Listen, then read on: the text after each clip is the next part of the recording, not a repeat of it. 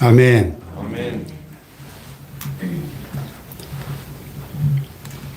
19세기를 한마디로 말하면 자유의 세기였습니다.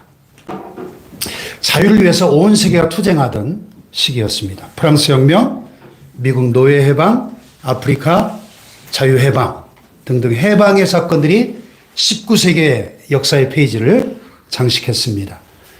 20세기는 한마디로 평등의 세기였죠. 자유를 찾고 나니까 한 걸음 더 나아가 평등을 추구하게 됐습니다. 그래서 우리나라에서도 양반과 상놈의 이 계급이 사라졌죠. 남녀 평등을 가장 많이 부르짖은 시기였습니다. 그런데 지금 우리가 살고 있는 21세기를 한마디로 말하라고 한다면 행복의 세기입니다. 온 세계 사람들이 행복을 추구하고 있습니다. 그래서 행복한 교회, 행복한 가정, 행복한 사람 이런 말들이 가장 많이 사용되고 있습니다. 지난 20여 년 사이에 가장 많이 발달한 학문이 행복학이에요. 행복학. 행복학자들도 생겨났습니다. 행복학자 데이빗 마이어 박사님이 행복을 이렇게 정의했어요. 행복이란 주관적인 자기만족이다. 많이 가지고 높이 올라갔다고 행복한 것이 아니라 행복은 주관적이라는 것이에요. 2018년도 한 설문조사에서 28.8%로 올해 유행어 1위를 차지했던 말이 있는데요. 소확행이란 말이에요. 들어보셨죠? 소확행? 소확행이 무슨 말이에요? 소소하지만 확실한 행복의 줄임말이에요. 소소하지만 확실한 행복.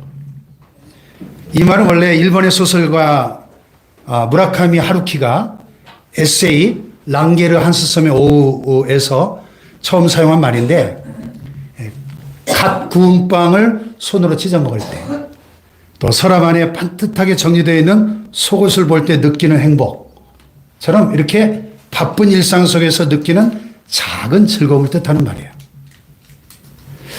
그러니까 소확행은 일상에서 느낄 수 있는 작지만 확실히 실현할 수 있는 행복이나 그런 행복을 추구하는 삶의 경향을 의미하는 거죠.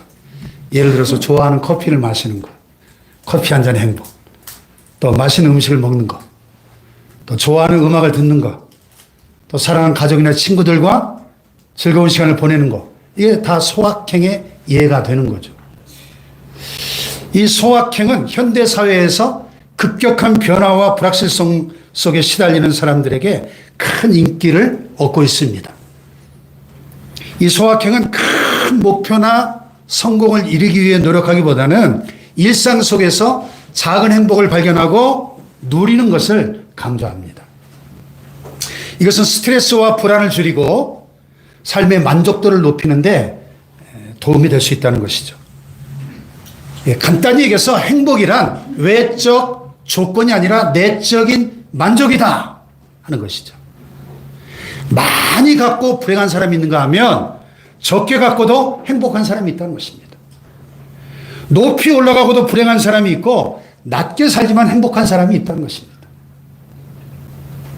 자, 과연 어떻게 하면 행복할 수 있을까요? 오늘 본문 말씀이 이렇게 가르쳐주고 있습니다. 자, 12절 13절을 다시 한번 읽어볼까요? 시작. 이스라엘아, 내 하나님 여호와께서 내게 요구하신 것이 무엇이냐? 곧 내 하나님 여호와를 경외하여 그의 모든 도를 행하고 그를 사랑하며 마음을 다하고 뜻을 다하여 내 하나님 여호와를 섬기고 내가 오늘 내 행복을 위하여 내게 명하는 여호와의 명령과 규례를 지킬 것이 아니냐. 네. 자, 이 말씀에 담긴 깊은 내용이 있어요. 행복은 목표가 아니라 결과다. 목표가 아니고 결과다. 여기 13절에 보면 내가 오늘 내 행복을 위하여 내게 명하는 여호와의 명령과 규례를 지킬 것이 아니냐. 행복을 위하여 하나님의 명령과 규례를 지켜야 한다 말씀하십니다. 다시 말해서 하나님의 명령과 규례를 지키기만 한다면 행복은 그 결과로 따라오는 것이다. 그 부산물로 저절로 따라오는 것이다 하는 것입니다. 아멘. 자, 그래서 따라합시다. 행복은 목표가 아니라 결과다.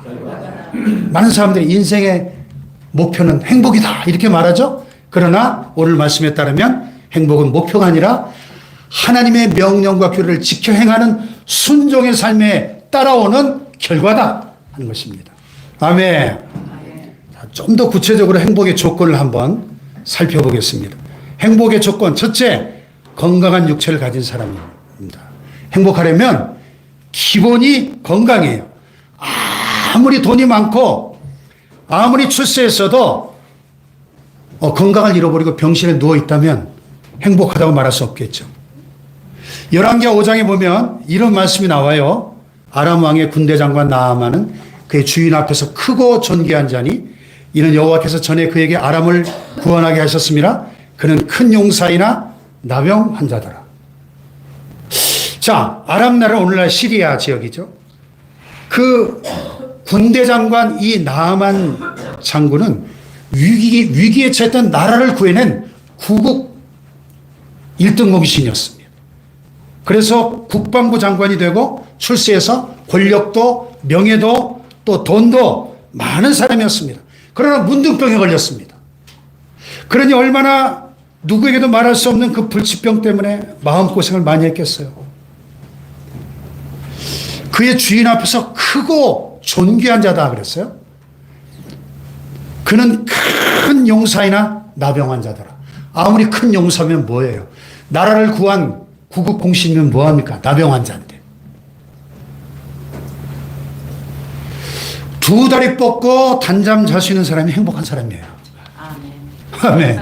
아멘. 잠을 달게 잘 수 없다는 거 참 문제가 있죠. 그래서 성경은 그러므로 여호와께서 그 사랑하시는 자에게는 잠을 주신다 그랬어요. 밤마다 악몽에 시달리고 10분 자다 깨고 20분 자다 깨고 그러면 밤이 얼마나 길고 괴롭겠습니까? 물질을 잃어버린 것은 조금 잃어버린 것이고 명예를 잃어버린 것은 많이 잃어버린 것이고 건강을 잃어버린 것은 다 잃어버린 것이다 그랬어요. 그러므로 건강을 동역자로 얻도록 건강을 잘 관리해야 될 줄 믿습니다. 우리나라 통계청에서 우리나라 역사상 처음으로 한국인의 병력에 대해서 발표를 했는데요. 원래 사람이 하루 24시간 중에서 8시간 일하고 8시간 자고 8시간 기타 시간으로 쓰는 것이 가장 바람직하다 그러죠.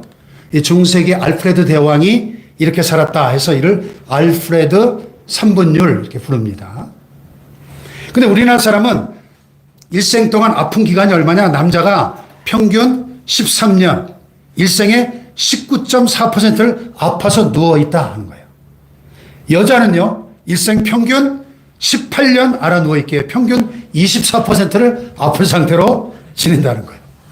그래서 남녀를 합해서 평균을 내보니까 20%의 시간을 병으로 누워서 보낸다는 겁니다. 그러니까 우리나라 사람들은 하루 8시간 일하고 8시간 자고 4시간 매일 아프고 4시간 기타 시간을 쓴다 하는 그런 발표예요. 네. 미국 의학협회에서 총력을 기울여 건강하게 사는 비결 이걸 공식화시켜서 8가지로 발표를 했는데요. 이 8가지를 철저하게 지킬 때 건강한 삶을 살 수 있다 그랬어요. 첫째는 건강하게 살아야 할 권리가 있다고 믿어라. 건강하게 살아야 할 권리. 어느 목사님이 강원도 원주에 부흥회를 가셨는데 이렇게 한겨울에 강원도 지금 폭설 내렸죠. 이렇게 엄청난 눈이 30년 만에 폭설이 왔는데 그 다음날 짬이 나서 그 눈 구경하러 산에 올라갔대요. 근데 산 중턱에 텐트가 쳐져 있고 커피를 파는 할머니가 계셨는데 101살이신데 늘 이 산에 올라와서 커피를 팔고 자기 먹을 것을 아직도 자기가 벌고 계셨다는 거예요. 너무 건강하시더라는 거예요. 그래서 100살 이상 되신 분이 돈 버는 걸 처음 봤대요, 목사님이. 그래서 커피를 마시는 분들마다 도대체 건강의 비결이 뭐예요? 이렇게 묻는데요. 그럴 때마다 할머니 대답은 간단해요. 예, 잘 먹고 열심히 일하죠. 여러분, 누구나 이렇게 건강하게 살 권리를 하나님이 주셨습니다. 하나님의 뜻은 건강이지 병이 아닙니다. 성경이 말씀하죠. 사랑하는 자여 내 영혼이 잘된 같이 내가 범사에 잘되고 어떻게 하기를 강건하기를 내가 간구하노라. 아멘. 두 번째는요. 당신의 일을 좋아하라. 일을 좋아하는 사람이 건강하다는 거예요. 일을. 최근 통계를 보니까 우리 기독교인들이 불신자들보다 훨씬 더 장수한다는 겁니다. 왜 그럴까? 늙어도 주님의 일을 소망스럽게 하는 즐거움 때문이라는 것입니다. 할렐루야. 그리고 신앙의 힘으로 모든 역경을 이겨내고 주어진 환경에 잘 적응하기 때문이라는 것입니다. 할렐루야. 아프리카에서 일생을 바친 리빙스턴 선교사님이 말년에 이런 말을 했어요. 하나님 나라에 관계된 바 없는 그 어떤 것도 내게는 아무런 가치가 없다.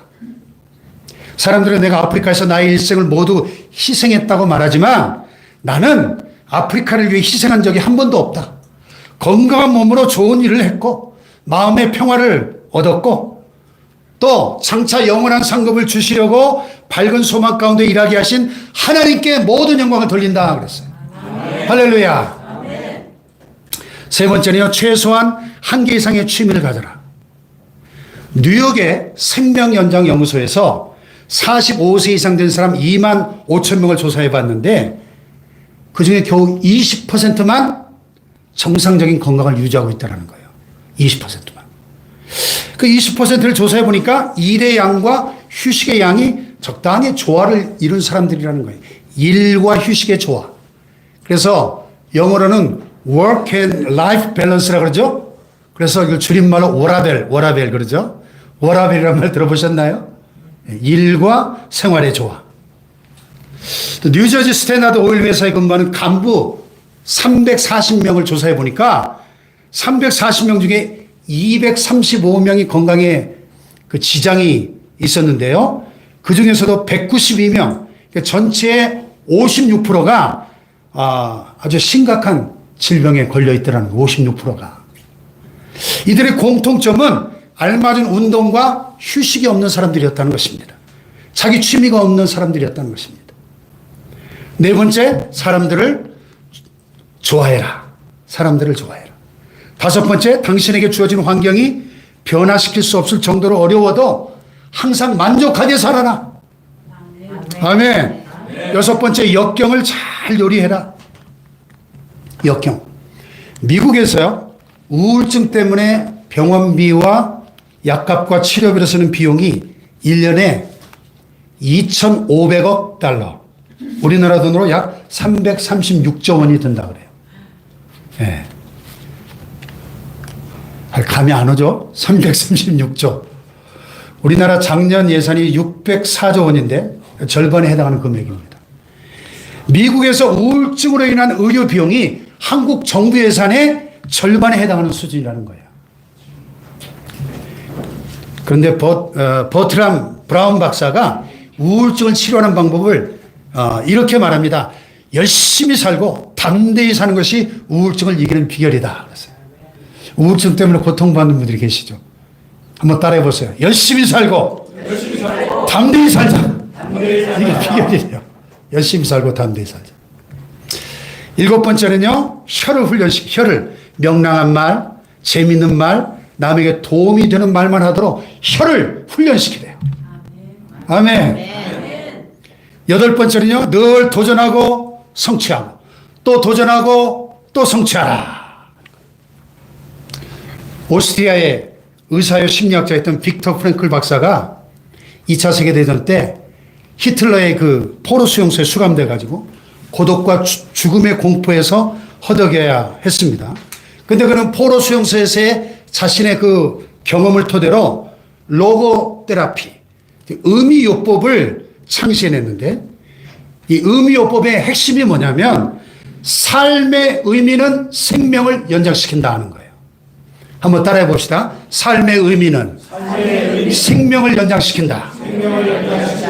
그러면서 독일의 위대한 문학 괴테를 예로 들었어요. 괴테는 명작 파우스트를 83세에 쓰고 석 달 후에 세상을 떠났는데요. 그의 말년의 7년은 생물학적으로 시체나 다름이 없었다고 합니다. 그러나 그는 귀여코 파우스트를 완성시키고야 말겠다는 집념과 그것이 온 세상 사람들에게 읽히도록 해야 한다는 사명감과 그것을 쓰고 싶은 열망에 불타올랐는데 그것이 그의 생명을 버티게 해준 원동력이었다는 것입니다. 그러니까 여러분, 죽을 때까지 새로운 목표를 향해서 늘 도전하고 성취하고 또 도전하고 성취하는 삶을 사시기를 바랍니다. 그래야 건강하고 건강해야 행복한 것입니다. 아멘. 자, 행복의 조건 두 번째는요, 즐겁게 일하는 사람. 다 같이 즐겁게 일하는 사람. 즐겁게 일할 수 있다는 것은 행복한 삶에 있어서 굉장히 중요한 요소입니다. 정신없이 즐겁게 할 일이 있다. 이것은 행복한 조건을 갖고 있다는 증거입니다. 목회자 세미나를 많이 다니면서 전국의 많은 목사님들을 만나는 유명한 부흥강사 목사님이 1년에 한 목사님들을 4,000명 이상 만난대요. 그 많은 목사님들 가운데 크게 두 종류의 목사님들이 있다는 겁니다. 목회가 어떻습니까? 이렇게 질문하면 두 종류의 반응이 나타나는데 첫째는요, 목회가 즐겁습니다. 나는 죽었다가 다시 깨어나도 목회할 겁니다. 하나님이 나 같은 사람의 교회를 맡기시고 일을 시키신 것이 얼마나 송구스럽고 좋은지 모르겠습니다. 최선을 다할 겁니다. 이렇게 반응하는 분들, 목사님들의 교회를 보면 항상 건강하고 부흥되고 있더라는 거예요. 교회가 평안하고. 할렐루야. 근데 전혀 다른 반응이 있다는 거예요. 목회가 어떻습니까? 목회를 누가 하고 싶어서 합니까? 십자가니까, 사명이니까, 하나님께서 명하시니까 하죠. 목회가 너무너무 힘들고 어렵습니다. 이런 분들의 교회를 보면 교회가 어렵고 부흥이 안 되고 힘들다는 거예요. 무슨 일이든지 즐겁게 해야 될 줄로 믿습니다. 네. 칼라일이 말했어요. 자기 일을 찾은 사람은 행복하다. 자기 일을 찾은 사람, 자기의 사명을 발견한 사람은 행복하죠. 반대로 하기 싫은 일을 억지로 하는 사람은 불행하죠. 마지못해서 목구멍에다가 풀칠하려고 일하는 사람 불행하죠. 맡은 일을 즐겁게 하는 삶이 되기를 축복합니다. 아멘.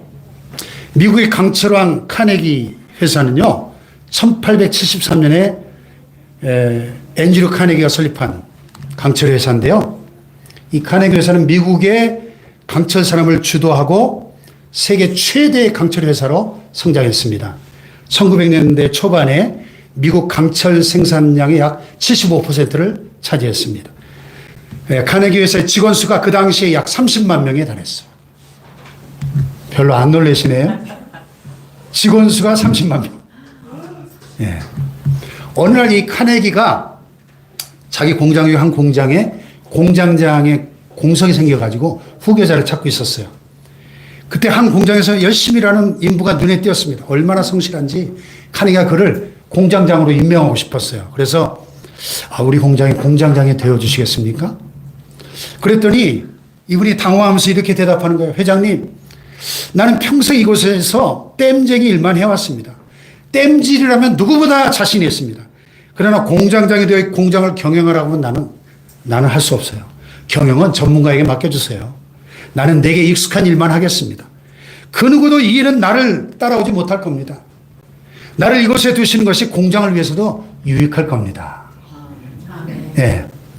그 말을 듣는 카네기가 생각했어요. 우리 회사가 이렇게 잘 되는 게 이렇게 명예도 버리고 돈 욕심도 없이 숨어서 묵묵히 충성하며 일하는 이런 분들 때문에 잘 되는 거구나. 너무 감동을 받았어요. 그래서 이렇게 말했답니다. 정말 기쁩니다. 그러면 당신은 평생 이곳에서 일하십시오. 대신 당신 월급은 대통령 월급과 똑같이 드리겠습니다. 그래서 그에게 미국 대통령 봉급만큼 월급을 줬다는 거예요. 죽을 때까지. 행복하길 원한다면 여러분에게 맡겨진 일을 즐겁게 할 수 있는 행복한 사람 되시기를 축원합니다. 아멘.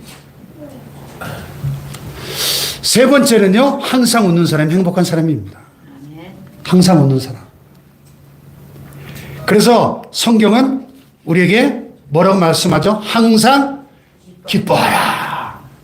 쉬지 말고 기도하라. 범사에 감사하라. 이것이 하나님의 뜻이다. 다 같이 항상 기뻐하라. 항상 기뻐하라. 어떻게 사람이 어떻게 항상 기뻐하죠? 웃을 일이 있을 때 웃는 것이야 누구든지 할 수 있죠. 그러나 웃을 일이 없을 때도 항상 웃을 수 있다는 것은 행복의 조건이라는 것입니다. 항상 행복하여 웃으려고 하면 웃을 일이 별로 없을 것입니다. 그러나 항상 기뻐하고 항상 웃음으로 행복할 수 있다면 항상 웃을 수 있는 거예요. 아멘.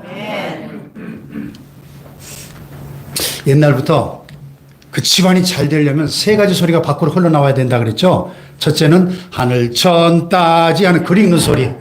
두 번째는 절구통 찢는 소리나 다듬이 방망이질 소리. 세 번째는 웃음소리. 예. 할렐루야.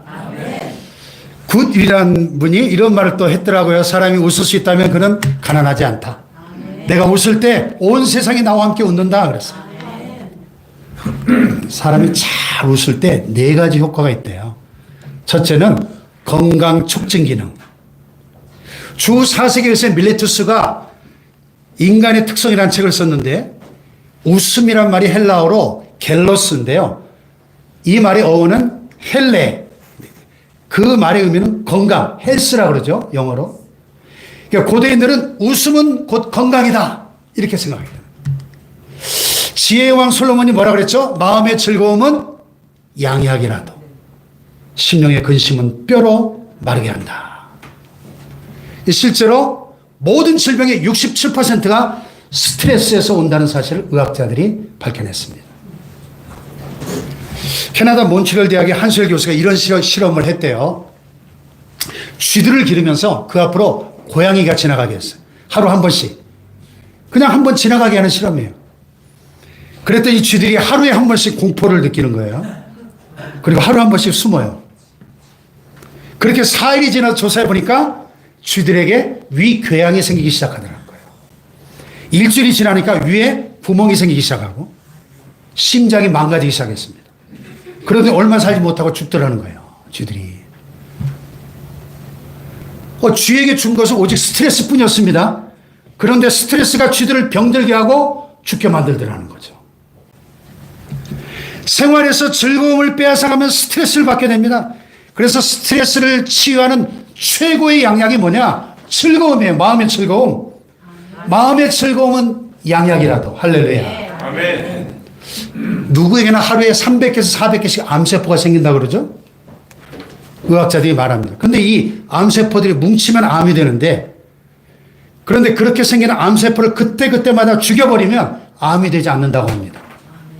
그 암세포를 죽이는 요소가 뭐냐? 바로 엔돌핀이에요. 엔돌핀. 이 엔돌핀이 언제 생겨나냐? 우리가 즐겁게 살 때 우리 몸속에서 많이 만들어진답니다. 그래서 이 엔돌핀이 암세포를 생길 때마다 족족 잡아먹는다는 거예요. 그래서 암세포가 뭉쳐지지 않게 한다는 겁니다. 그래서 건강한 삶을 살아갈 수 있게 만든다는 거죠. 그래서 우리가 한번 크게 웃을 때 엔돌핀이 펑펑 생겨난다는 거예요. 아까 막 주방에서 막 깔깔대고 막 웃으시던데 엔돌핀이 펑펑 나왔을 거예요. 한 번의 폭소는 막힌 혈관을 뻥 뚫어준답니다. 산소 부족과 운동 부족과 영양 부족이 문제인데 이렇게 생기는 문제를 웃음이 뻥 뚫어준다는 거예요. 그래서 의학자들이 이렇게 말합니다. 웃음은 정신적인 조깅이다. 따라해 봅시다. 웃음은 정신적인 조깅이다. 또 암세포가 제일 싫어하는 게 뜨거운 거래요. 뜨거운 거. 그 제가 구글 바드에게 AI한테 물어봤어요. 야, 암세포가 진짜 뜨거운 걸 싫어해? 사실이야? 그랬더니 얘가 대답하는 거 보세요. 암세포가 뜨거움을 싫어한다는 것은 사실입니다. 정상세포는 열에 대해 어느 정도 저항성을 갖고 있지만 암세포는 열에 대한 저항성이 약합니다. 암세포는 정상세포보다 세포막이 약하고 세포 내 물질의 이동이 활발하기 때문에 열에 의해 손상되기 쉽습니다. 그래서 체온을 1도만 높여도 암에 안 걸린다는 말 들어보셨죠? 그래서 여러분 교회 와서 교회는 무조건 뜨거워야 돼요. 교회 와서 뜨겁게 기도하고 뜨겁게 찬송하고 뜨겁게 아멘하면서 은혜 받을 때 암세포가 그 뜨거움 속에서 싹 녹아내리는 겁니다. 할렐루야. 이 암세포는 뜨거움 속에서 정신을 못 차리는 거예요. 따라서 즐겁게 사는 사람들은 늘 엔돌핀을 많이 배출함으로 건강한 삶을 살아가게 될 줄로 믿습니다. 그래서 솔로몬은 3000년 전에 이미 이 비밀을 깨닫고 마음의 즐거움은 곧 양약이라 했던 거예요. 아멘. 두 번째로 웃을 때 친화작용 기능이 있어요. 사람이 막 이렇게 와 웃으면 하나가 되죠. 서로 웃으면 친해지고 하나가 되고 장벽이 무너집니다. 신뢰감이 형성됩니다. 인류 역사상 가장 비극적인 장면은 2차 세계대전 때 유태인 600만 명이 가스실에서 학살당한 때죠. 근데 유대인들이 그 아우슈비츠 생지옥 같은 그 학살장에 끌려가면서도 웃음을 잃지 않았다는, 웃음을. 그곳에서 기적까지 살아난 빅터 프랭클 박사의 증언을 보면요, 유대인들이 고통을 당할 때 이겨낼 수 있었던 비결이 뭐냐? 그런 중에도 잃지 않았던 웃음 덕분이었다. 아멘. 유대인의 대학살을 기록한 스티브 리프맨 박사는 지옥에서의 웃음이란 책에 이렇게 말하고 있습니다. 유대인의 웃음은 고통이 끝나자 끝났다.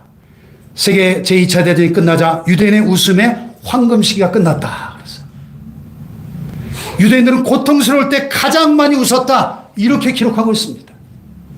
웃음은 친화작용을 하는 것입니다. 세 번째, 집중 효과 기능이 있습니다. 웃음은 집중 효과를 줍니다. 그래서 웃고 나면 정신이 바짝 나서 정신이 집중이 됩니다. 그래서 이런 부흥회나 세미나를 할 때도 뭐 1시간, 2시간 이렇게 설교나 강의를 계속하면 졸게 돼요, 사람들이. 근데 한 5분에 한 번씩 웃기면서 하면 졸지 않습니다. 집중 효과가 있어요. 예. 제가 지난번에 2박 3일 성막 세미나를 다녀왔는데, 세미나를 많이 다녔지만은 2박 3일 동안 한 번도 졸지 않은 세미나는 처음이었어요. 얼마나 강의를 재밌게 하시는지 5분에 한 번씩 웃기시니까, 새벽 6시부터 밤 9시까지 하루 종일 강의하는데도 졸 새가 없어요. 5분에 한 번씩 웃어야 되니까. 예, 참 명강사시더라고요. 집중 효과가 있습니다. 네 번째는 기억 촉진 효과가 있어요. 웃으면서 배운 것은 잊혀지지 않습니다. 오래 기억이 됩니다. 이게 랍비들의 교육 방식이래요. 이 강문호 목사님이 이스라엘 최고의 랍비 밑에 가서 성막을 공부했는데, 이 랍비들이 그렇게 가르친대요. 확 웃겨놓고 쏙 가르침을 집어넣으면 절대 안 잊어버린다. 웃으면서 살면 이렇게 많은 유익이 있습니다. 그래서 바울은 항상 기뻐하라 말씀한 겁니다. 할렐루야. 스웨덴의 노먼 커즈즈 박사가 사람이 10분 동안 통쾌하게 웃으면 2시간 동안 고통 없이 편안한 잠을 잘 수 있다, 이렇게 말했어요. 또 미국의 존스 홉킨스 병원에서 나눠주는 정신건강이라는 책자에 보니까 웃음은 내적 조깅이라는 이 속담을 인용하면서 웃을 때 웃음은 순환기를 깨끗하게 해주고 소화기관을 자극하고 혈압을 내려준다, 이렇게 되어 있습니다. 또 미국 스탠퍼드대 윌리엄 프라이 박사는 사람이 한바탕 크게 웃을 때 우리 몸속에 650개의 근육 가운데 231개의 근육이 움직여가지고 많은 에너지를 소모하기 때문에 신진대사가 활발해진다, 이렇게 발표하고 있습니다.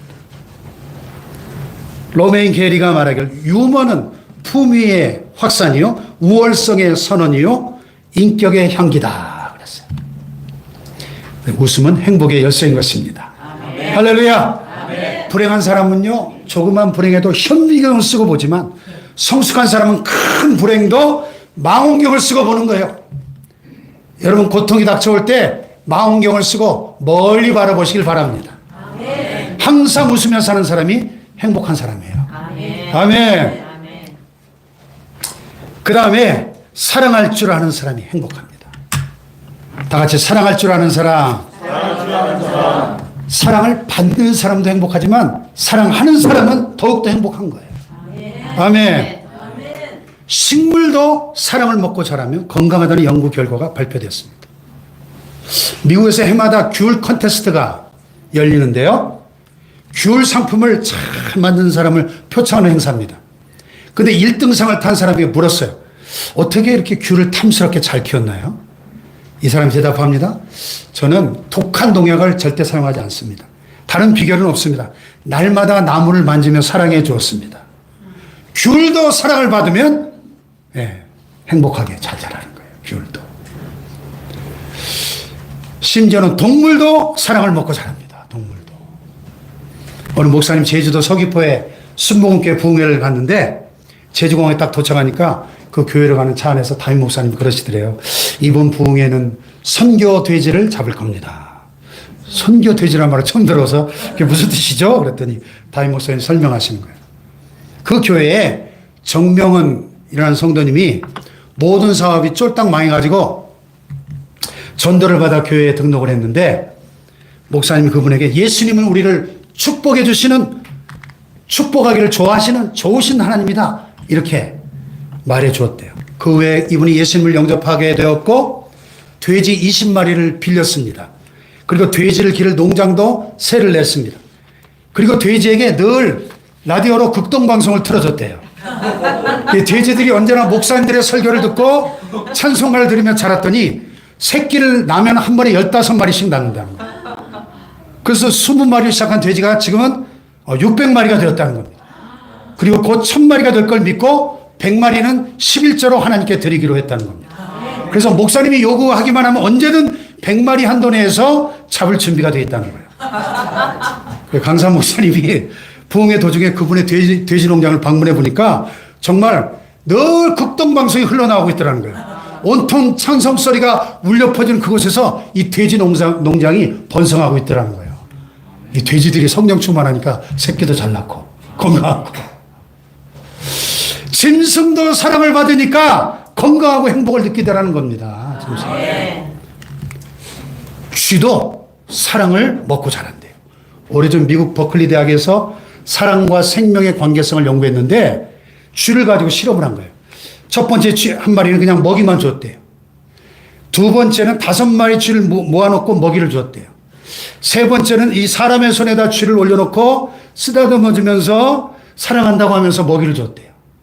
어떻게 됐을까요? 첫 번째 쥐는 600일을 살았답니다. 두 번째 쥐는 700일을 살았대요. 그런데 세 번째 사랑을 받은 쥐는 무려 950일을 살더라는 겁니다. 해부해 보니까 사랑을 받고 자란 쥐는 다른 쥐들에 비해서 뇌가 더 무겁고 크다는 사실이 발견됐어요. 사랑을 받으면 오래 사는 겁니다. 아멘. 그러므로 상대방이 오래 살기를 바라면 사랑해야 됩니다. 아멘. 자, 옆에 분을 축복하며 주의 사랑으로 사랑합니다. 주의 사랑으로 사랑합니다. 아멘. 아멘. 채소를 먹으며 서로 사랑하는 것이 살찐 소를 먹으며 서로 미워하는 것보다 낫다. 지혜의 왕 솔로몬이 말했어요. 아멘. 아멘. 사랑하고 사랑을 받는 사람은 행복합니다. 아멘. 행복의 비결이 뭐냐? 사랑하는 겁니다. 문제는 사랑하되 무엇을 사랑하느냐 하는 것입니다. 무엇을. 리플리의 믿거나 말거나에 보면 이런 얘기가 나와요. 팔면 5불 정도 나가는 쇳덩이가 있습니다. 근데 이것을 쇳덩이를 가지고 말굽을 만들면 50불이 되고, 근데 이 쇳덩이를 녹여서 바늘을 만들면 5,000불이 된다고 합니다. 근데 그 쇳덩이로 시계를 만들면 50만 불이 된다고 합니다. 똑같은 재료지만 무엇으로 사용되는가에 따라서 가치가 완전히 달라진다는 거예요. 아멘. 아멘. 마찬가지로 우리가 무엇을 사랑하느냐에 따라 그 사람의 가치가 완전히 다르게 나타난다는 겁니다. 가치뿐만이 아니라 그 사람의 행복과 불행이 쫙 갈라진다는 거예요. 무엇을 사랑하고 계십니까, 여러분? 하나님을 사랑하면 하나님의 넘치는 사랑을 받아서 현세에 행복한 삶을 누리고 내세에서도 영생을 누리고 큰 상급을 받게 될 줄로 믿습니다. 아멘. 그러나 썩을 육체의 욕망을 따라서 세상을 사랑하면 현세 하나님의 진노로 불행의 늪에 허덕이게 되고 내세의 영원한 멸망을 받게 되는 것입니다. 그래서 하나님 오늘 본문 12절을 통해서 너희가 행복하기를 원하느냐?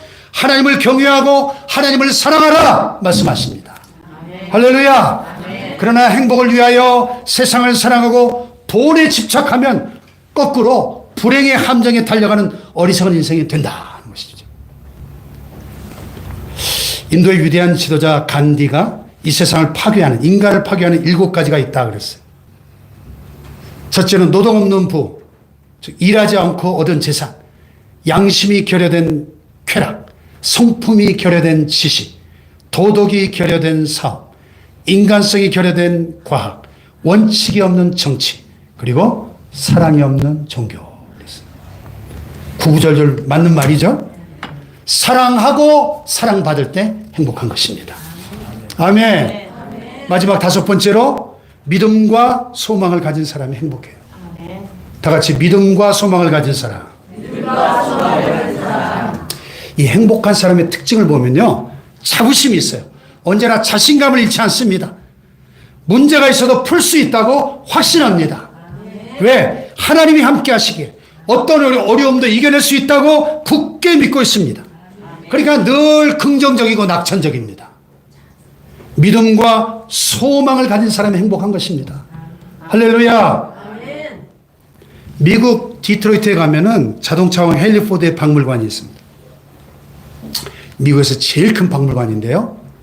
거기 헨리 포드가 한 말이 새겨져 있어요. 평소에 늘 하던 말. 헨리는 꿈을 꾸는 사람이었고 그의 아내는 기도하는 사람이었다. 아멘. 꿈꾸는 남편과 기도하는 아내가 있는 가정은 행복합니다. 아멘. 할렐루야. 아멘. 어느 날 헨리 포드가 대기업을 크게 이루고 고향에 가서 조그만 집을 한 채 지었어요. 그 집은 대기업 총수가 살기엔 너무 작고 초라했습니다. 그냥 평범한 집이에요. 사람들이 와서 아니 회장님 이거 너무 초라하지 않나요? 호화롭지는 않더라도 생활에 불편하지는 않아야죠. 그랬더니 헨리 포드가 이렇게 말했습니다. 가정은 건물이 아닙니다. 비록 작고 초라하더라도 예수님의 사랑이 넘친다면 그곳이야말로 가장 위대한 집이지요. 헨리 포드는 그 집에서 아내와 늘 소망을 불태우며 더 연구하며 행복하게 살았습니다. 저는 이 가정에다 교회를 대입해 봤어요. 교회도 건물이 아닙니다. 비록 작고 초라하더라도 예수님의 사랑이 넘쳐나면 그곳이야말로 가장 위대한 교회인 것입니다. 아멘. 할렐루야. 아멘. 믿음과 소망을 잃지 않고 살아가는 사람이 행복한 사람이에요. 할렐루야. 아멘. 사람들이 행복을 원하고 창조하고 싶어합니다. 과연 어떤 사람이 행복한 사람입니까? 첫째, 건강한 육체를 가진 사람. 둘째, 즐겁게 일하는 사람. 셋째, 항상 웃는 사람. 넷째, 사랑할 줄 아는 사람. 다섯째, 믿음과 소망을 가진 사람. 할렐루야.